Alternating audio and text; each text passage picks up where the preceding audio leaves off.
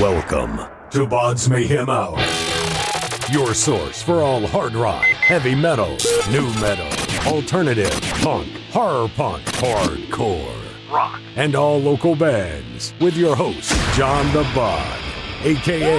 the Bodfather. This is Josh, vocalist and guitarist from Dark Below, and you're listening to BODS Mayhem Hour. The views and opinions of the guests do not necessarily reflect the views and opinions of BODS Mayhem Radio Network, its staff, affiliates, or sponsors. Parental discretion is advised. Welcome to BODS Mayhem Radio Network. Hey everybody, welcome to BODS Mayhem Hour. I'm your host, John the Bod, a.k.a. the Bodfather, and as always, I bring you guys and gals awesome interviews. Today, it's an honor and a privilege to have Josh Campbell, guitarist and vocals of Dark Below. Dark Below have released their new song and lyric video for Halo. Also, this band has came a long way from their previous band name, Downface. So we're going to be talking to Josh about all this stuff. So Josh, how's it going, man? Oh, good, man. How are you doing? Doing awesome. How's it been working with Tag Publicity so far for you guys? Oh, man, it's been great. This is our first time really, working with a company like this. And for us, it's always been pretty low profile, I guess. But since we're working with them, we're doing a lot of stuff like this and a lot of written interviews and stuff. So it's really cool to get to do. It's been a lot of fun. Halo was written pretty quickly from you guys. When this song was coming together, did it seem like the right fit for Dark Below as quick as it took to write this? Yeah, it was written really quickly, but it was one we actually kind of put on the back burner for a while because we used to have a lead guitarist. We were 4-piece back then, and that song was played in an alternate tuning that we stopped using, and it didn't really work for what we normally did, so we stopped playing it for a while. But then when it was time to record a single, we started looking at everything, and it's like, man, I think this is something we need to do. So we reworked it, and I think it was definitely what we were going for, and good representation of our sound. Do you like the 3-piece? Do you like this better than having, say, like an extra guitarist or anything like that? Does this fit better for you all? Well, yeah, it works well for us. I mean, having less people, it's just less complications. And I mean, for us right now, what's really cool about it is we're still driving an old crappy minivan, so we can manage to stuff all of our crap into one van instead of having to take a separate car. So, I mean, we miss having a guitar player sometimes. I mean, mostly, for the live performances, but we've got backing tracks, so we still have some of that in there, but overall for us, it is easier just to be a 3-piece. See, folks, it's not all about the glitz and the glam and having the big buses and things like that. So, yeah, we're pretty far from that with the 2010 Honda Odyssey or whatever it is. How much is written or tracked so far? Are you guys going to be doing another EP, or are you putting out a full length? What's going on? We're going to be doing a new EP early next year. Well, that's what we're working on right now. We actually haven't recorded anything yet. Well, actually, Halo is going to be on it, so it's pretty much, it's ready to go. But we're going to be doing 4 more songs, and right now we're just doing the pre-production on those, kind of working on the songs and getting them figured out and how we can make them the best. But we haven't started recording yet, but we're just still kind of in the pre-production phase right now. Again, you guys worked with producer Jason Schrick and Grammy-nominated producer Malcolm Springer, who is doing the mixes and stuff. Working with these guys, do they push you guys? Have they gotten something out of you all that maybe somebody else may not have gotten, possibly? Yeah, I mean, the main thing, this is the only band I've ever been in. So when we started recording and everything with those guys, I'd never been exposed to that. I had no idea really what to expect. I thought you'd just come in with your songs that you had and then you'd sit down and record them. But, what they do really, it's in the pre-production is where most of that work gets done, because they're looking at every aspect of those songs that you've written and they're tearing them apart to try to make them better. And at first, you hear them, they're wanting to change something that you made. And, there's part of you, it's like, no, that's how I wanted it. But, people like them, they know what they're doing. And, we don't always agree on everything, and we don't always end up going with every recommendation made, but those guys really push us to make the songs the best. Sometimes we'll have something and we start working on it and it's like, that just isn't good enough, so you're going to have to come up with something better. But yeah, they definitely push us into areas that we would never have gone without, that help from them. It's like going to music school 101. Oh yeah, definitely. I realized I knew absolutely nothing once I got in there and started working with, some real professionals. But that's good that they take you down that road, because it shows you that they fucking care. They don't want to waste your time. They want to make you better. Oh yeah. That's why that's what I would want. That's what I would expect if I was a band like you guys, or any band that's going into working with a producer. I would want that, because if they're not going to give you that, then you're just wasting your time. Yeah, exactly. And like I said, at first when we started working with them, I was a lot younger then, but it's like, I don't know, I don't really like some of this stuff. But then once you hear the finished product and you realize, they're right. They know what they're doing. And yeah, absolutely, having somebody push you like that is going to get the best out of you. So we're really lucky to have them. And it's comfortable for you guys as well. Yeah, it has become comfortable with us. We've been working with Jason specifically it's been 5 years now probably that we've known him. But as far as Malcolm, he was there. He was the producer on our first EP, and then he mixed the single for Halo. But we've become comfortable with those guys, and having an expectation of what you're going to get going in. It's, like I said, more comfortable for us. A couple of weeks ago we went down just for a weekend to get away and do pre-production with Jason. And really, and he told us too, he's like, man, you guys are so much better at this than you used to be, because the amount of time that we would spend going over stuff the first time we worked with him was pretty amazing compared to what we had to do this last time. It's, we've learned a lot, not just, about what they're looking for, but just songwriting in general. I think we've gotten better at it. But it's been awesome to work with those guys and just really learned so much from them. So much has changed in the music industry today, Joshua. How do you feel to be able to put out something these days? Since, like I said, since so much has changed for bands now. It's cool to be able to put out anything, honestly, because, when I was a kid growing up, listening to music and watching bands and stuff play, it's something I always wanted to do, but wasn't sure I ever really would until I finally just did it. So to have anything out there that I've worked on is awesome. But in today's world, with kind of the way the music industry works now, bands aren't making money like they used to a long time ago. But, it's gone more to streaming and stuff like that, which we're trying to do more of that and really get into that. But yeah. It's kind of like a mixed bag now, because some bands it's easy, some bands it's still hard. A lot of stuff we have to sift through to find good stuff. But on the recording side, you could just stay in your basement or somewhere like that and record something and put something out. Oh, yeah. Yeah? Yeah, I see what you mean. Yeah, the way you record music and everything now, yeah, it's different. It's a lot easier to just get music out there if you want to than in the past. Yeah, like when we've done our EP, the first one we did with Malcolm, and then when we did Halo, we didn't actually use, like any actual live amps or anything to get those guitar sounds and stuff. There's just so much digital stuff that you can get out of, the software that's available now to get these awesome sounds, and there's so much there. You can choose, as far as like guitar sounds, you can choose the head that you want to try and replicate. You can choose the cabinet. They can move around the mic kind of on this, visual display of the cabinet and stuff to alter the sound. And there's just so much stuff out there that really, for a person, if they're really interested in something and recording music and they want to learn how to do that, they could get what they need. They could get the software and everything, and they could make a great sounding album just by themselves. So it's cool to have that out there. But us, we don't have any of that kind of stuff, so we still have to go to the professionals. But yeah, it's definitely a different landscape than it used to be. What's impressed or excited you the most about all of this, bringing all of this together, if anything, for Dark Below, man?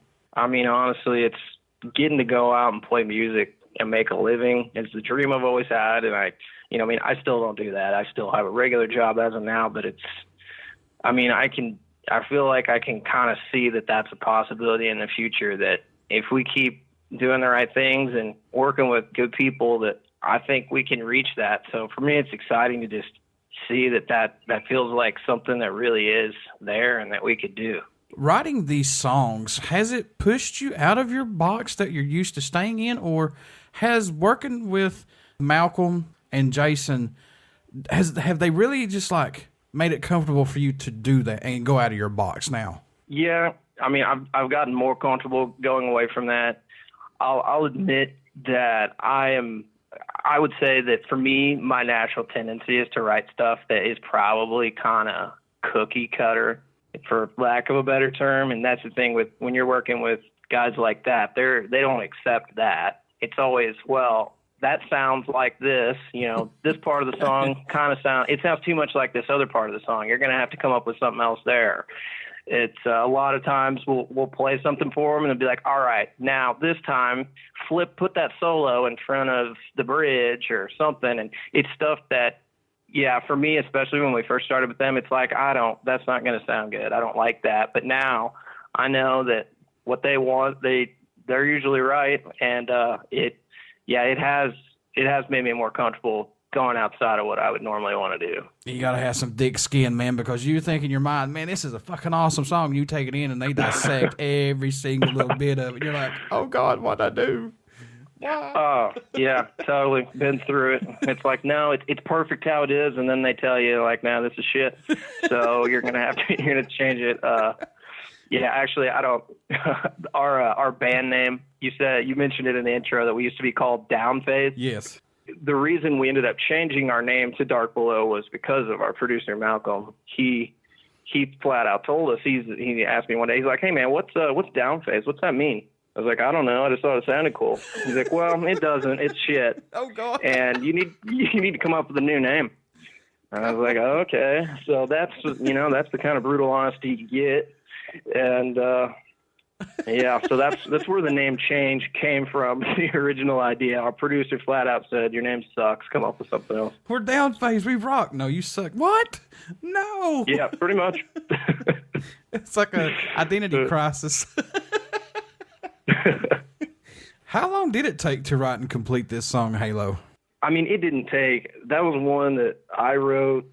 I think the song's actually several years old, but as far as how long it took me to write it, that was one that just went really quickly, which they usually don't. I probably wrote that song in a couple of hours, whereas we have some that I'm not shitting you, we've had for years and they're not done. So that one just worked out really well.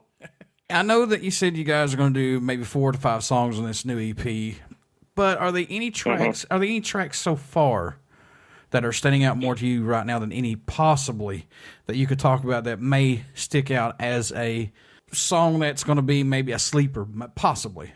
We know that for sure. We know 2 songs that are going to be on it. One of them is called Into Me, and the other one's called One in the Chamber. One in the Chamber, I think, is probably my favorite song that we've ever written. I'm really looking forward to that. But really, that other one that I just mentioned, Into Me, it's different than what we normally do. It kind of builds up more. It's not just really heavy all the way through. It's more of kind of a ballad type song, is what Jason calls it. And that's one we really worked a lot on. And that we finished that one in pre-production this past weekend, and we're really excited about it. So I would say that's the one. It's called Into Me. Josh, what do you hope everyone takes away, or message you hope they hear while listening to any of Dark Below's music in general? What do you hope everybody gets from it or takes away from it? I mean, I just hope that people hear it. They like the groove, the sound. And I hope, if they decide to read the lyrics, I hope they find something that they can relate to in there and something that actually means something to them. With writing so much on these songs, do you do anything to help you keep your mind fresh and open? Because I know it's got to take some toll on you. Sometimes you just got to step away and say, man, I need a break. Yeah, we actually haven't played a show as a band, and it's been a couple of months, and we knew we were getting ready for, we were getting ready to do all this pre-production and writing and stuff. So we've taken some time off. We haven't practiced in a while or anything because it's just been like working on the writing and stuff. We want to do that. But yeah, for me, I I'm not like a lot of people who they can say, all right, I'm going to write some music, and they just sit down and they can write great shit. For me, it doesn't really work that way. It just will randomly kind of come to me. So it's just like, for me, maybe compared to most people, I don't really have that. But as far as needing a break from it, just because it feels like I'm taking a break from it a lot of the time until it's just like it's ready to go. But I mean, we have taken a break just from the usual practice, playing show stuff all the time, just to kind of get ready for this. Your self-titled EP was released in 2014 that features the song Make Believe, which you guys had some success with. Plus, you had the song Mirrors on there as well. Do you see yourself and the band still musically growing, or has it just been more of a personal growth for all of you guys? I mean, I think musically we're still growing. That EP was definitely we weren't initially that excited about how that turned out, or I won't say how it turned out. When we were working on it, we weren't that excited because it was a big departure from what we had done before. We had always just been like raw guitars and stuff. We didn't want the electronic sounds and stuff in there or any of those loops and that kind of stuff. So for us, it was kind of a big departure from what we normally did. And now, though, I think we've kind of grown from that and realized that is something that we want in there, and that, it's necessary to have stuff like that really makes the song stand out. So that's gone from something that, as a band, we didn't really care that much for, whereas now that's something we're looking for, those kind of things, like coming up with ideas for maybe some kind of background sounds and stuff that we can get out of it. So we've, I'd say our the way we feel about that stuff has definitely kind of matured and changed over the years. You guys recently talked to my good friend Groovy at groovy.tv. Getting interest from all these outlets, has this gave you guys an extra kick in your step, maybe possibly? Absolutely. I was just talking to our drummer Quinn about this the other day. I mean, we've been at this quite a while, but we always kind of felt like we didn't put everything we had into it. But when Jason got us hooked up with the people at Tag Productions, it's like, this is real now. This is your shot. So if you want it, you got to make it happen. So, I mean, it really has. Ever since we've made that connection and they said they wanted to work with us, it's like, all right, this is real, like I said, and you got to make it happen. So we've worked harder in the past 3 months than we ever have as a band. So yeah, it has definitely motivated us to really give everything we've got. And especially a big shout out to Tag, because I mean, I'm constantly seeing bands, press releases coming in about bands. I will give them that man, they are working their asses off. So that's very cool from Tom and Tracy and everybody that's associated with Tag. So kudos to those folks. Oh yeah, they are awesome. The number of interviews and stuff that we've got in our email, we're constantly having to do those things because they're sending so much stuff at us. And I mean, that's the dream. That's what we always wanted. So we just got to make it happen. What does Dark Below bring to the table for music, Josh, that's not out there as of right now, if anything? I mean, I know no one is reinventing the wheel, but what does Dark Below add to that wheel? I think it's a mix of hard rock. It's melodic. I'm not saying that there's nothing out there similar to it. I don't know. I think maybe part of it comes from the influences that we have that maybe are different than what a lot of bands have. It kind of leads to us having a sound that to me is it's heavy, but it maybe, I've been told a lot, it's kind of weird. A lot of people have said we remind them of Green Day, just something about it. And that's actually, for two of us, those were our favorite bands growing up. And that music's a lot different than what we play, but I don't know. I feel like there's some kind of elements of that. And it's just, I don't know, that mixture of what, the hard rock with kind of some different influences, I think gives us a little bit different sound. And we're trying, like I said, we try to come up with stuff that is a little bit different. So I hope, people will listen to it and they can pick something out of there that they say, that's kind of different. I don't hear that a lot. What made you want to become a musician? What was that spark for you that said, yeah, that's what I want to do? Well, I mean, really, yeah, I would have to say it started with my dad. I'm from a little old town in Missouri with like 600 people in it, so it's mostly like everybody listens to country and stuff. But my dad hated country, and he raised me to be pretty much the same way. It was only hard rock or only rock. So just growing up being exposed to music, you know, it was always a part of my life because my dad loved it so much, and he just always pushed me to do what I wanted to do. Got me a guitar when I was, I think, 11. And at that point, I loved music already. And I knew that, you know, maybe that was something I wanted to try. And once I started playing guitar, it's like, man, this is it. This is what I want to do. And then, you know, going to concerts and stuff, seeing those people up there, and it was like, God, I got to do this. And so I mean, it really, really started with the influence, I would say, from my dad. And I lost him last year. But that's another thing that just pushes me to keep going because it's something that he cared so much about, and he really supported us more than anyone. So that really inspires me to just keep going and take this as far as we can. Condolences, my friend. I lost my dad 20 years last month. Yeah. So it's yeah, it sucks, man. Yeah, it does. But you never forget, and you move on, and they're always there with you. That's for sure.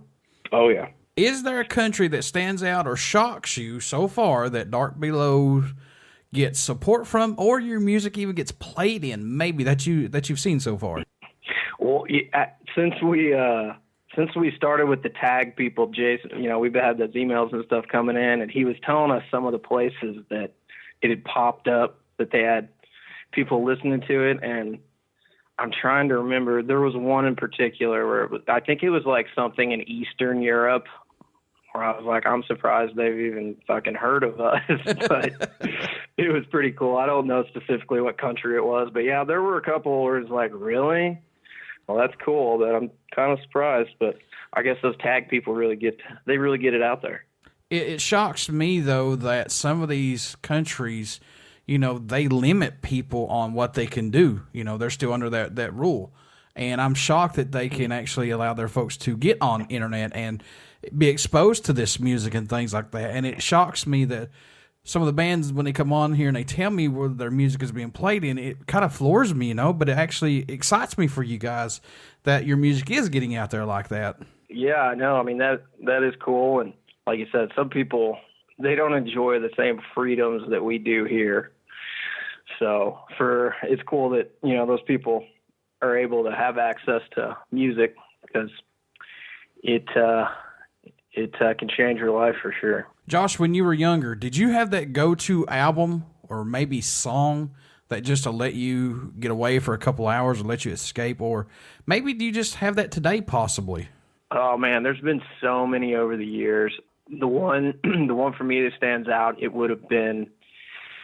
probably came out in like 99 or so. It was right around the time my parents got divorced, and it was when I really started getting into music. And it'll probably sound weird because it's nothing like what we do, but it was Eve Six's first album.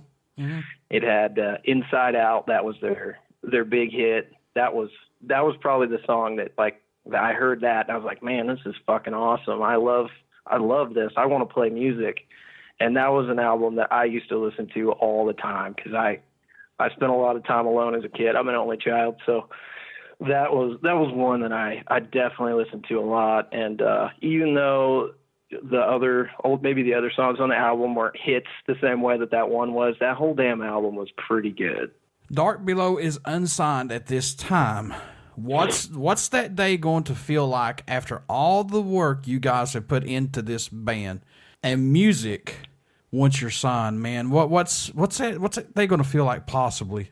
Oh man, well, you know, it's something I've thought about since I started playing, and I honestly, it's hard to even imagine it. I'm sure it would be the greatest day ever, though. Just getting to share that with the other guys in the band and my friends and family and everything. That, I mean, it would literally be a dream come true, and hope it happens. So right now, when is this EP slated to come out? Possibly next year? We're going to get a spring, summer, fall? What are we looking at? Yeah, it'll be early next year. I think we're going to start recording in January, I think is the plan right now. So we're hoping maybe February, March, sometime around in there, we'll be ready to release it. How could folks stay in touch with you guys? Buy some merchandise, tour dates, all this good stuff when this all comes down, Josh. How can they do that? They can follow us on all our social media stuff. We got, Facebook, Instagram, all that stuff. That's the main way to keep up with everything we're doing. We've pretty much got it all on there, but anybody listening, if they ever have any questions or want anything, if you send a message to our Facebook band page, we'll get back to you soon. Before I let you go, good sir, would you care to do a promo for the show? Would love to do a promo for the show. This is Josh, vocalist and guitarist from Dark Below, and you're listening to BODS Mayhem Hour. Everybody stick around. We got some great stuff coming up, and you only hear these interviews right here on BODS Mayhem Hour and BODS Mayhem Radio Network.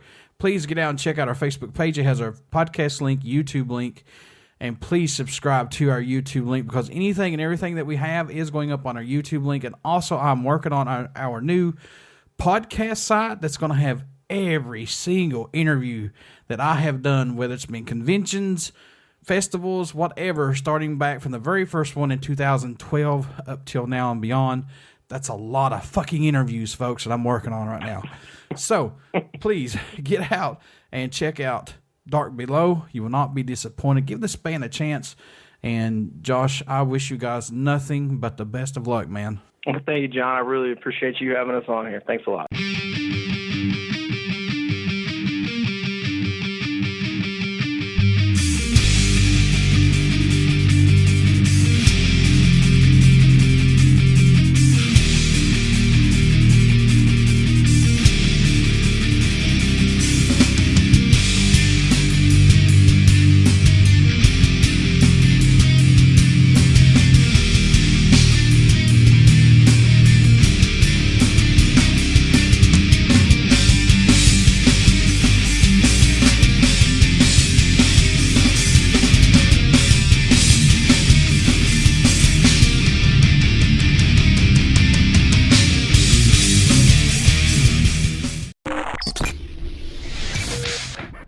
You're listening to BODS Mayhem Hour. Follow us on Facebook, Twitter, and Instagram.